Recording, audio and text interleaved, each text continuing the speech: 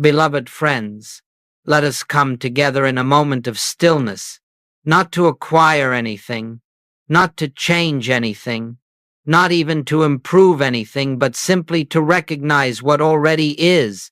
For in that recognition lies the entire secret of spiritual living. The world in which we appear to live is one of constant motion, thoughts racing, conditions shifting, fears arising, hopes fading, bodies changing, relationships forming and dissolving. And in all of this movement, we often ask, why does life seem so turbulent? Why do the same patterns appear again and again? Why do we meet the same fears, the same disappointments, the same sense of lack? The answer is not found in the events of our lives, nor in the people around us, nor in the circumstances that confront us. The answer is far more fundamental. It is this: all human suffering arises from one root, the belief that we are separate from the source of our being. This belief is subtle, it is rarely spoken, it may not even be consciously held, but it shapes every thought, every action, every feeling. It leads us to imagine that God is somewhere outside of us, that good is something to be pursued, that love must be earned, that supply must be secured, that safety must be defended. As long as we accept this belief in separation, even unconsciously, life becomes a continuous attempt to bridge a gap that does not exist. We strive, we pray for, we seek after, we fight for, we fear losing, all because we imagine ourselves to be apart from the very infinity that constitutes our life. Now let us pause and feel the truth. There is no separation between you and the divine presence. There never has been. There never can be. The tragedies of life, the conflicts, the frustrations, the repeated patterns, these are not punishments. They are not evidence of divine absence. They are the natural byproducts of living from a false premise.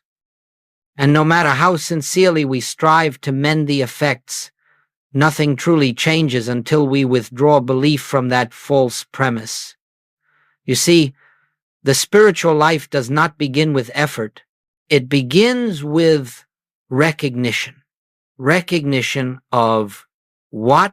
Recognition that the presence we call God is not distant, not apart, not outside. The presence is the very life that animates us, the very mind that thinks through us, the very soul that expresses as us. When this recognition dawns, even if only for a moment, something shifts in the deepest chamber of consciousness. Fear loosens its grip. The frantic search subsides. The burden of self-responsibility begins to melt away. For we begin to know, perhaps for the first time, that we are not alone in this universe. We are not isolated beings. We are not struggling creatures separated from our good. We are expressions of the infinite, living within the infinite, supported by the infinite. This is the foundation of our entire journey together. The only suffering in this world is the suffering born of forgetting our oneness with God, and the only healing is the simple remembrance of that truth. Let us hold this gently, as one would hold a delicate flower. Do not rush to understand. Do not force the mind to grasp it. Simply rest in the awareness that deep within you, beneath thought, beneath emotion, beneath fear, lies a presence that has never been touched by separation, and never will be. This is the beginning. This is the doorway. This is the first step into a life lived from truth rather than illusion. Let us continue in this atmosphere of quiet awareness, for the truth we are approaching is not grasped by the intellect. It is felt, it is realized, It is recognized in the stillness of the heart. We have spoken of the belief in separation, that unconscious conviction that we stand apart from God, apart from our good, apart from the harmony of the universe. Now I would have you see how deeply this belief governs the entire human experience. When a person believes himself to be a creature separate from his source, he immediately enters into a world of fear, not because fear is inherent in life, but because fear is inherent in the illusion of being an isolated self. Every step becomes an attempt to secure safety. Every desire becomes an attempt to find fulfillment. Every prayer becomes a plea to something believed to be elsewhere. In this state of consciousness, life becomes a continual journey of seeking, striving, defending, achieving, and reacting. Not because these activities are necessary in truth, but because they seem necessary when the premise is false. Let us look gently, honestly. If you believe good exists outside of you, you will chase it endlessly. If you believe love is something another person can give or withhold, you will cling to it fearfully.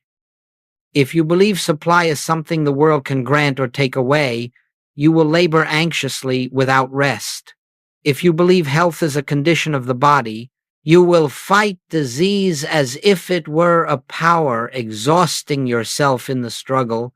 If you believe peace is found in circumstances, you will rearrange the world only to discover it cannot remain arranged. This entire structure of human life, the seeking, the striving, the fearing, the defending, is built on a single foundation: the belief that you are separate from your own source. Now hear this with the deepest listening of the soul. It is not the experiences of life that trouble you. It is the belief through which you interpret them. It is the premise from which you live. For the human mind sees through separation, thinks through separation, and interprets through separation. And so it draws conclusions that are never true. I am alone. I must protect myself. I must secure my good. I must earn love. I must pray hard to reach God. I must fear what threatens my existence. But the truth is simple.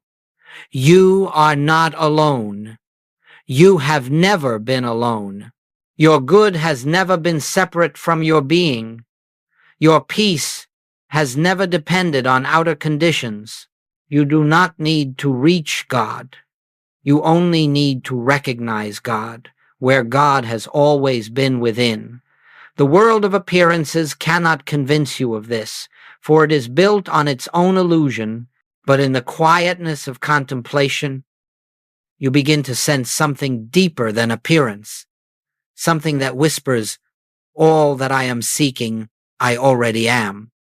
All that I fear losing was never mine to lose. All that I thought stood outside of me is, in truth, the fullness of my own being. This recognition is not an escape from the world. It is the correction of the world. For when the belief in separation dissolves, the outer experience reorganizes itself in harmony with spiritual truth. But before harmony can be felt outwardly, it must first be known inwardly. And that inner knowing begins with this simple observation. The human condition is not the cause of suffering. The belief in separation is. Let your heart take this in deeply, for until this is seen, one tries endlessly to fix effects. But once this is seen, one begins to dissolve the cause. This is the beginning of wisdom, the dawning of spiritual vision. Let us come again into stillness.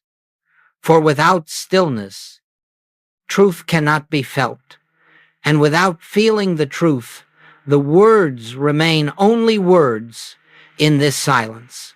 Let us turn our attention to the nature of God, not as tradition has described God, not as childhood teachings have imagined God, but as God is in experience. When we speak of God, we are not speaking of a being. We are not speaking of a power among other powers. We are not speaking of something remote, distant, or separate. God is not a deity to be reached. God is not a person to be persuaded. God is not a force to be used or invoked. God is presence, infinite, indivisible, ever present. God is life, the very life that animates your being at this instant. God is love, not emotion, but the underlying nature of existence. God is spirit without boundary, without form, without opposite. When you hear the words one presence, permit yourself to feel what that means. There is no other presence. There is nothing outside of God, nothing apart from God, nothing that can oppose God. When you hear one power, know that it means there is no second power, no power of evil, no power of disease, no power of lack, no power of fear, only one power expressing eternally in infinite form and infinite variety. The human mind, living under separation, imagines two powers, good and evil, health and disease, life and death, abundance and lack, safety and danger. But these opposites exist only in the realm of mental interpretation. They do not exist in the realm of spirit. Spirit knows nothing of opposition. Spirit is a seamless unity of being. Now, listen gently. If God is truly one, then God cannot be both presence and absence, both love and wrath, both giver and withholder. God must be in every moment the fullness of its own nature. Just as the sun cannot shine and withhold light at the same time, the presence cannot express itself as good and as evil simultaneously. It remains itself always. Our experience of God appears to fluctuate not because God changes, but because our awareness shifts. We drift into separation consciousness, and suddenly God feels distant. We return to oneness consciousness, and suddenly God is everywhere. But in truth, God has never moved. So let us rest in this. God is the life of your life, the breath of your breath, the consciousness by which you are conscious. God is the very ground of your being. This is why the mystics have always spoken of God as nearer than breathing, closer than hands and feet, not because it is poetry, but because it is literal spiritual fact. You cannot be separate from that which is your own essence. You cannot be distant from the very life that sustains you. You cannot be apart from the one presence that fills all space, including the space you call yourself. When this realization dawns, even faintly, something shifts. Fear begins to dissolve, for fear depends upon the belief in another power.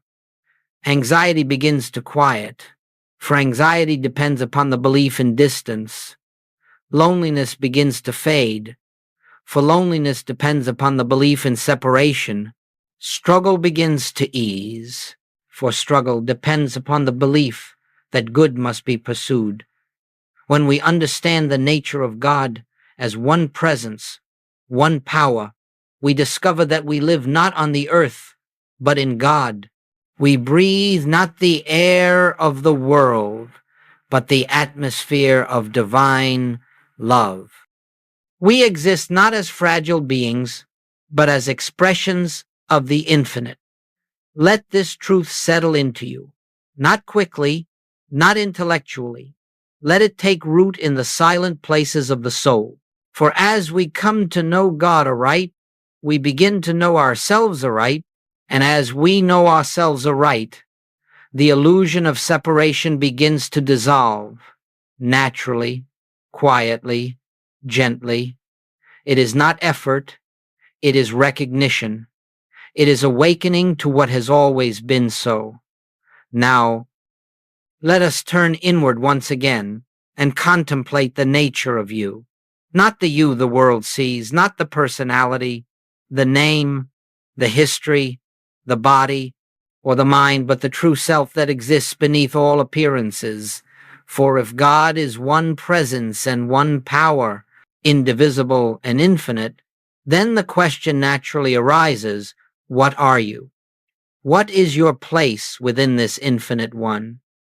Let us enter gently into this inquiry, for it is the heart of spiritual realization. The human sense of identity says, I am a separate being. I have my own life, my own mind, my own strength, my own fears, my own limitations. But this idea of a separate self is born of the same belief we have been exposing, the belief in separation. In truth, you are not a creature apart from God. You are not a fragment broken away from the whole. You are not a soul struggling to reach a distant divinity.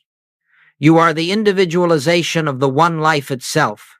Just as a sunbeam is not separate from the sun, just as a wave is not separate from the ocean, you are not separate from the infinite presence that is God.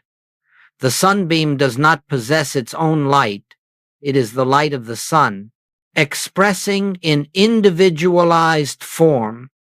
Likewise, you do not possess life, you are life, expressing as a particular form, a particular identity, a particular point of consciousness. Look gently within and see if this resonates. The life you call mine is God's life, individualized. The consciousness you call my mind is God's consciousness, appearing as your awareness. The love you feel is God's love, shining in a unique expression. The substance of your being is the very substance of God, invisible, spiritual, eternal. When you think of yourself as a limited human seeking God, you live under the shadow of separation. When you recognize yourself as the individualized expression of the One, you live in the freedom of sonship not as an achievement, but as an eternal fact. Hear this gently. You cannot become divine. You cannot earn oneness. You cannot attain spiritual identity. You can only recognize what is already true. You are not on a journey toward God. You are on a journey of awakening to the truth that God is the life appearing as you.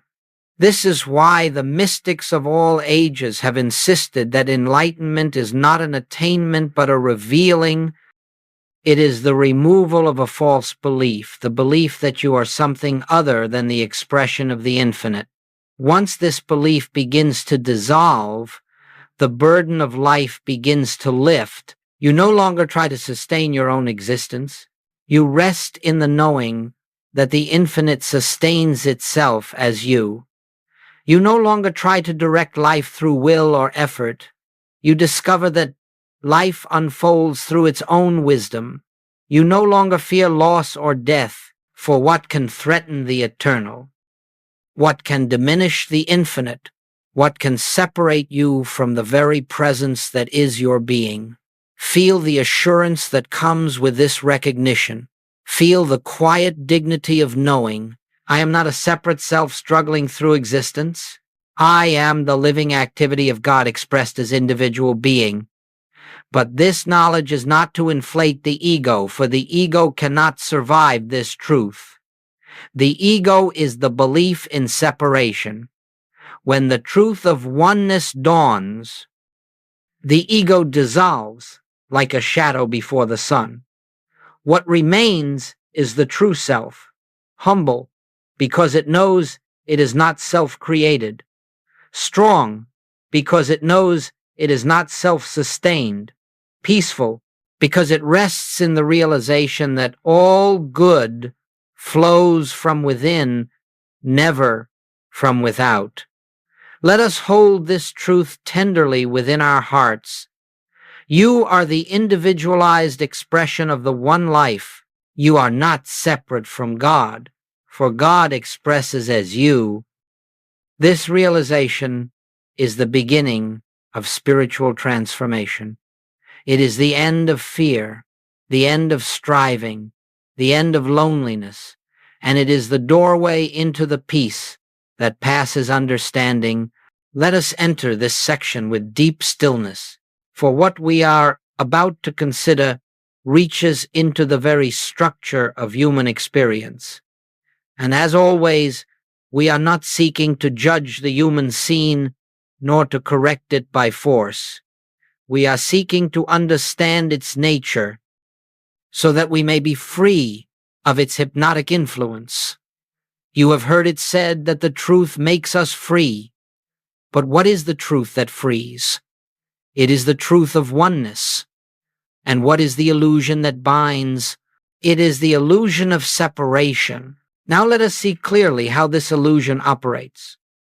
When we believe ourselves to be separate beings, separate minds, separate lives, separate wills, the entire structure of our experience becomes fragmented. It cannot hold together in harmony, for its foundation is not truth, but misconception.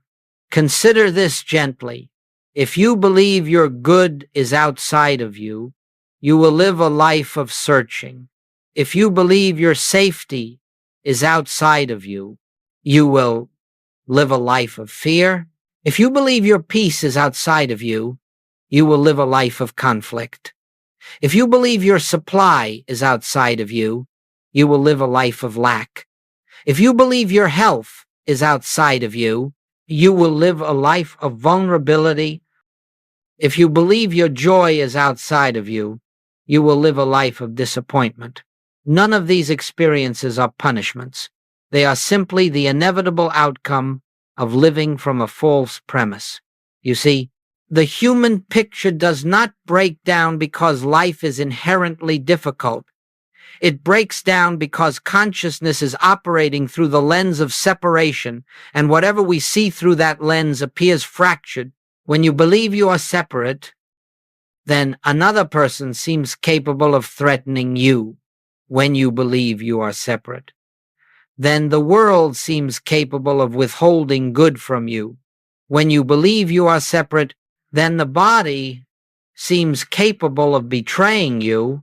When you believe you are separate, then circumstances seem capable of overpowering you. But step back and see something deeper. There is no person, no world, no body, no circumstance that exists outside of the one presence. Everything you encounter is an appearance within the one infinite consciousness, the same consciousness that is expressing as you. So what appears as crisis is often nothing more than the crumbling of a structure that was never built on truth. What appears as loss is often the dissolution of a belief that could not sustain you. What appears as confusion is often the mind releasing its false premises, so that clarity may enter when life falls apart. It is not life that is falling apart. It is the illusion of separation revealing its own instability. We must understand this with compassion, for the human experience of suffering is not a sign of spiritual failure. It is the natural exhaustion of a belief system that was never aligned with reality. Once the premise shifts from separation to oneness, the outer experience reorganizes itself in harmony with truth. But the reorganization does not begin on the outside. It begins within. It begins when you recognize that your good has never been outside of you. It begins when you see that peace is not something to create, but something to recognize. It begins when you understand that supply is not earned, but expressed. It begins when you realize that health is not restored, but revealed. It begins when you accept that love is not acquired, but is the very nature of your being. Life breaks down only when consciousness is attempting to live from a premise that is not aligned with reality. And life harmonizes the moment consciousness returns to its source. This is why the spiritual path is not a journey of fixing, but of awakening, not a journey of acquiring, but of recognizing, not a journey of becoming, but of remembering that you and the infinite are one, remembering that the presence has never left you, remembering that the one life is living you, breathing you, expressing as you. Let this remembrance soften your heart. Let it dissolve the fear that something is wrong with your life. Let it ease the pressure to manage every detail, to control every outcome. You are not here to sustain life. Life sustains you. You are not here to create your own good. Good flows from the infinite within. You are not here to fight conditions. Conditions change in response to the consciousness that beholds them. The problems of life do not arise because life is harsh. They arise because we have mistaken ourselves for something we are not. And in that mistaken identity, everything becomes fragile. But in the recognition of our true identity, everything becomes whole. Let us settle again into silence, for this section requires a receptive mind and a quiet heart. We are now approaching a pivotal turning point in the spiritual life, the moment when we consciously withdraw power from the appearances of the world, and until this is understood, spiritual progress cannot be sustained. What is an appearance? It is anything that seems to possess power apart from God. It is anything that seems capable of harming, disturbing, influencing, or controlling your life. It is anything that presents itself as having authority over your peace, health, supply, safety, or joy. But hear this gently. No appearance has power. It draws its entire seeming strength from one source, your belief in it. The moment belief is withdrawn, the moment the appearance is seen as appearance and not as power, the illusion collapses. Not because you fought it, not because you resisted it, not because you prayed it away, but because you stopped contributing belief to its existence. The world, as the human mind perceives it, is a world of appearances. Good appearances, bad appearances, pleasant appearances, fearful appearances, but all alike are appearances. Not one of them has substance or power of its own. Listen carefully.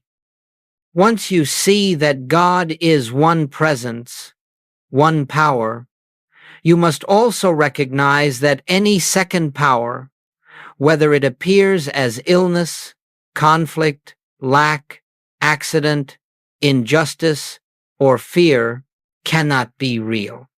It can appear real. It can feel real. It can seem real to the senses, but it has no divine authority. No spiritual law sustains it. No reality lies behind it. It exists only as a hypnotic suggestion in the human mind. The shift, therefore, is not about changing the appearance. It is about withdrawing belief from it. You may look at the appearance and say gently, I see you, I acknowledge the form you've taken, but I do not accept you as power. I do not accept you as law. I do not accept you as reality. Only God is power. Only God is presence. Only God is law. And God is here. Then rest, not in denial, not in affirmation, but in recognition.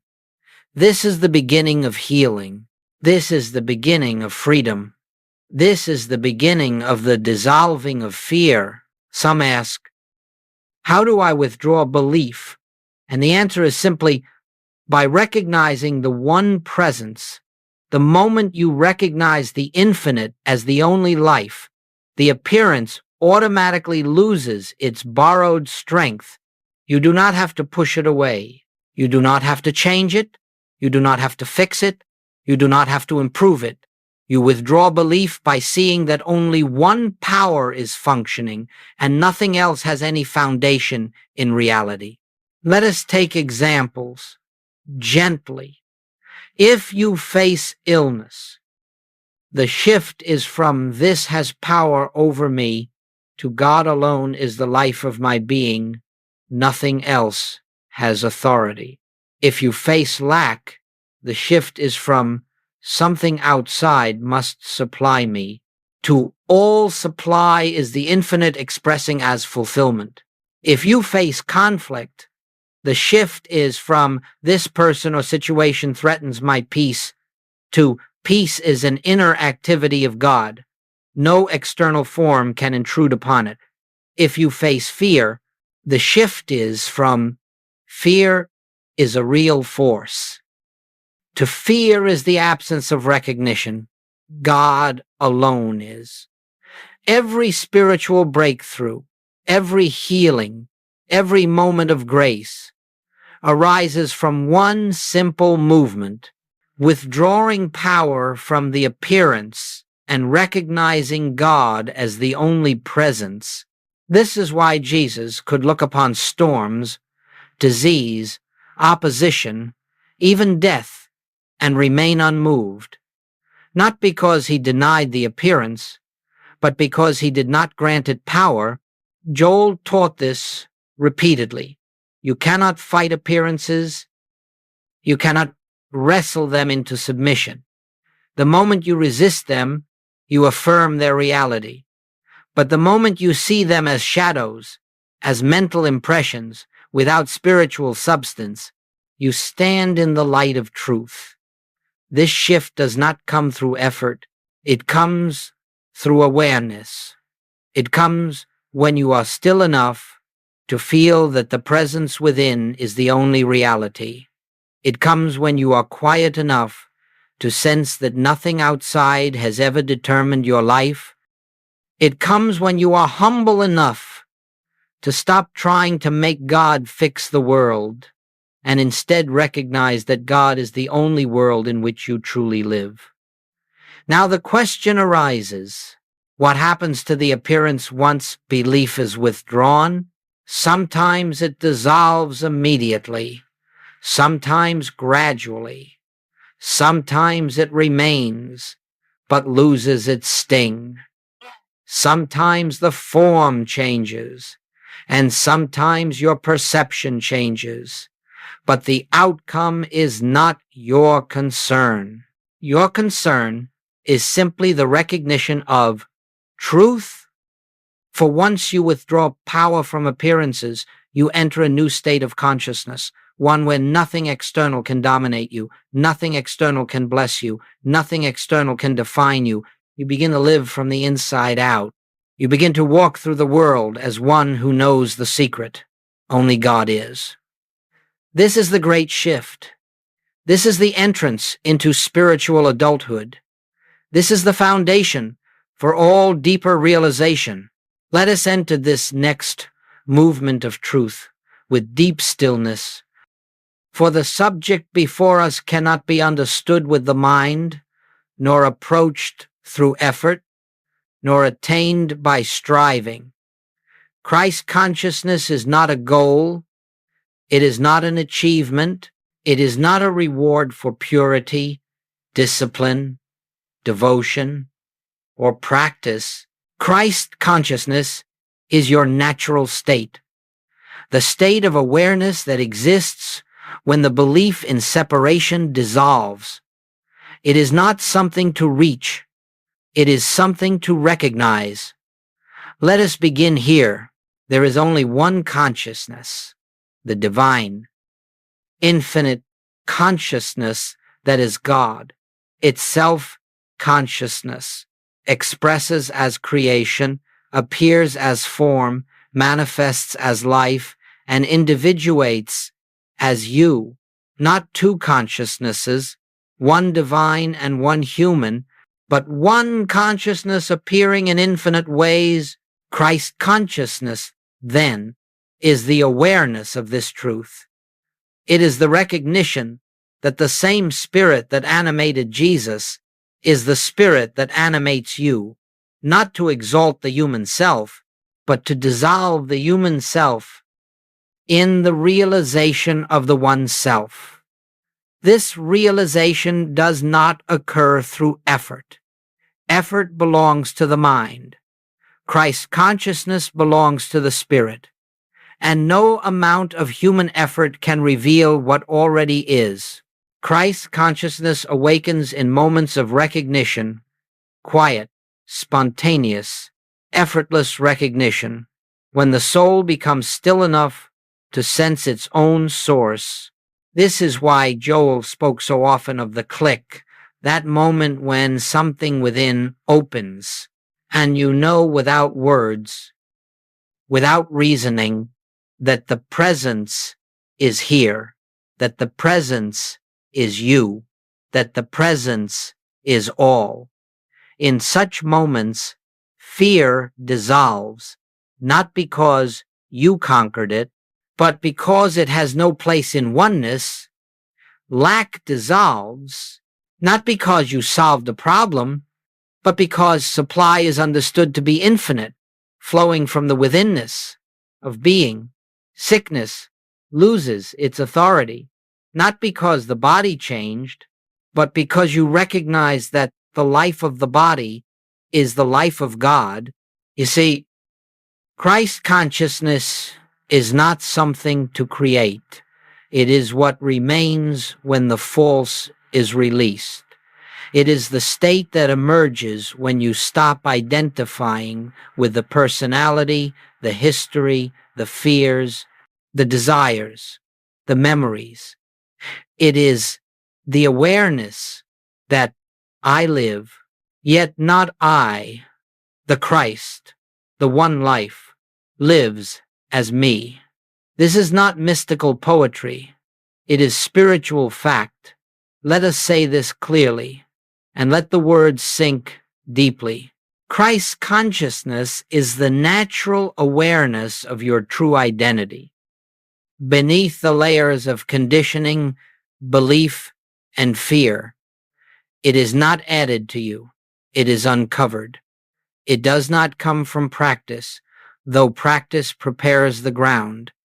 It does not come from study, though study purifies the perception. It does not come from devotion, though devotion quiets the heart. It comes from recognition of what has always been true. You cannot attain what you already are. You cannot become what is already your essence. You cannot reach what has never been separate. The task is not achievement. It is surrender. Not surrender of will, but surrender of illusion. Surrender of the belief that you live a life apart from God. Surrender of the belief that you must become better, purer, holier. Surrender of the belief that enlightenment lies in the future. It does not. It lies beneath every layer of the present moment. When Jesus said, I and the Father are one, he was not proclaiming a special status. He was announcing the truth of identity that awaits recognition in each soul. When he said, the kingdom of God is within you, he was pointing not to a place, but to a state of consciousness that is always accessible when the mind grows quiet. When he said, you are the light of the world, he was speaking to the divine identity within all, not to a chosen few. This is Christ consciousness, awareness of the one life expressing as all life, not a doctrine, not a belief, not a philosophy, a direct realization. It is felt as peace, because peace is the nature of oneness. It is felt as love, because love is the nature of spirit. It is felt as freedom, because truth is the nature of being, and it is felt as silence, still, radiant, effortless silence, because the self does not need to assert itself. It simply is. As you rest more frequently in this realization, as you abide more consistently in the awareness of the presence, Christ consciousness reveals itself not as a peak experience, but as a continuous undercurrent of your being. You find yourself moving through life differently, not reacting, but observing, not judging, but understanding, not grasping, but allowing. For now, you see, the one life lives itself, and your role is simply to witness. This is Christ consciousness, not attainment, recognition, not effort, awareness, not becoming, being. As we enter this next unfolding of truth, let us rest deeply in the awareness that nothing we are about to explore is something we must produce or achieve. The fruits of realization do not come through effort. They appear naturally, quietly, as the outcome of awakened consciousness. Just as a tree does not strain to bear fruit, you do not strain to express the qualities of spirit. When the root is in the infinite, the fruit expresses effortlessly. So let us gently behold the fruits of Christ consciousness, not as goals to pursue, but as the natural radiance of a life lived from oneness. One, the first fruit, peace that does not depend on conditions. When consciousness awakens to the presence within, peace arises not as a temporary state, not as relief from trouble, but as a steady undercurrent that persists, regardless of appearances. This peace does not come because problems disappear. It comes because problems are no longer empowered. You begin to sense that you are held in something vaster than circumstance, that your life is rooted in a presence that cannot be shaken, cannot be threatened, cannot be diminished. In this peace, you find yourself no longer reacting to the world. The world continues to move, but its movements no longer dictate your inner state. You may walk through noise, yet remain inwardly silent. You may encounter conflict, yet remain inwardly still. You may face uncertainty, yet remain inwardly anchored. This is the peace Jesus spoke of when he said, "My peace I give unto you, not as the world gives." It is the peace of one who knows that only God is two. The second fruit, healing as the revelation of wholeness. When you recognize that God is the only life, the only presence, the only power, then the appearance of illness is seen for what it is, a shadow without substance, a belief without foundation. Healing occurs not because we change the body, but because we withdraw belief from the appearance. Joel taught that healing is never a matter of manipulating matter. It is always a matter of realizing truth. And what is the truth?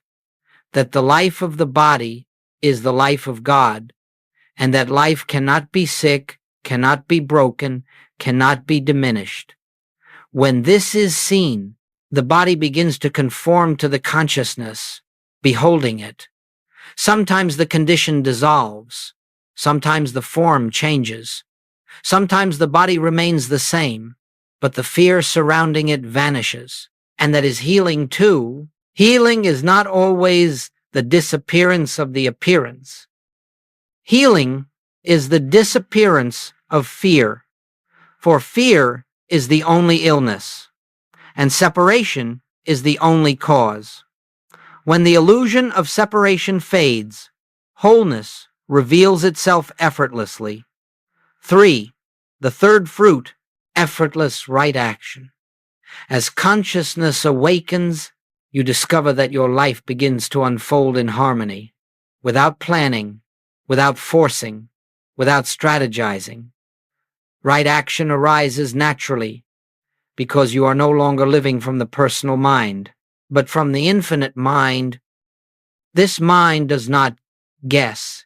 It knows. It does not push. It moves. It does not calculate. It flows. You may find that you simply know what to do without thinking, that the right opportunities appear without seeking, that the correct decisions are made without struggle. You are guided not through voices, not through visions, but through inner quietness. You are moved not through pressure, not through urgency, but through gentle intuition. It feels as though life is happening through you, not by you. This is what Joel called living by grace. Grace is the activity of God, unobstructed by fear, desire, or personal will. When you are in harmony with grace, your actions become effortless because they are no longer yours. The infinite lives its own life as you four, the fourth fruit, love that needs nothing in return. Christ consciousness reveals a love that is not sentimental, not emotional, not dependent on behavior or circumstance. It is love that sees the divinity in all. Even when the human personality obscures it, it is love that does not seek to change the other, but beholds the spiritual reality behind the appearance. It is love that recognizes there is only one life here, appearing as many forms. This love is not something you practice. It is something that flows naturally. Once the false self dissolves, it embraces without attachment, gives without exhaustion, forgives without effort. It is the love of the one recognizing itself in all five. The fifth fruit, freedom from the world's hypnosis. As awareness deepens, you discover that external conditions lose their power to bind you. You are no longer hypnotized by fear of the future, regret of the past, or pressure of the present. You become free, not because life becomes easier, but because you no longer seek salvation through the world. You see the world for what it is, a realm of appearances, ever shifting, ever changing, never stable, and you rest in what does not change, the presence within. This freedom is not rebellion. It is not escape. It is recognition that you live in the kingdom now, that heaven is a state of consciousness, that the world is seen more clearly when seen from the stillness of spirit. 6. The sixth fruit, a life of quiet joy. Joy arises not from excitement, but from realization. It comes not from achieving, but from being. It is gentle, steady, never overwhelming, never fading. It is the joy of knowing that nothing essential can ever be lost. It is the joy of discovering that the presence you sought is the presence you are, and this joy flows through your days as a soft radiance, a quiet assurance, a subtle light. This is the joy of Christ consciousness, the joy of oneness realized. These are the fruits of realization: peace, healing, right action, love, freedom, and quiet joy. They do not arrive as results. They blossom as recognition deepens. We do not create them. We witness them. We do not strive for them. We allow them. They are the natural expression of the one life moving through the transparent soul. As we come to the close of this journey together, Let us pause once more and enter the silence, for only in the silence can the truth we have explored take root in the depths of consciousness. Everything you have heard, everything that has stirred within you, everything that has awakened in your heart, all of it points to one simple revelation: God is the only life. That life is your life. And the recognition of that truth is the essence of spiritual realization. Nothing else is required of you. Nothing else is asked. You are not being called to master techniques, to perform rituals, to adhere to dogma, or to acquire knowledge.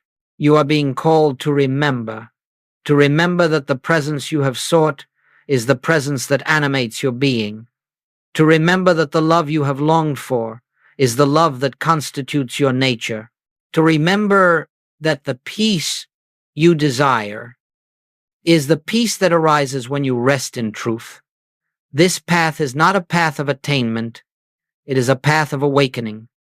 It is the gradual, gentle dissolving of the belief in separation, the belief that life is outside of you, the belief that supply comes from the world, the belief that health is fragile, the belief that safety is uncertain, the belief that love is conditional, the belief that you are alone. These beliefs fall away, not because you fight them, but because you see through them, and what takes their place: a quiet knowing, I live in God and God lives as me.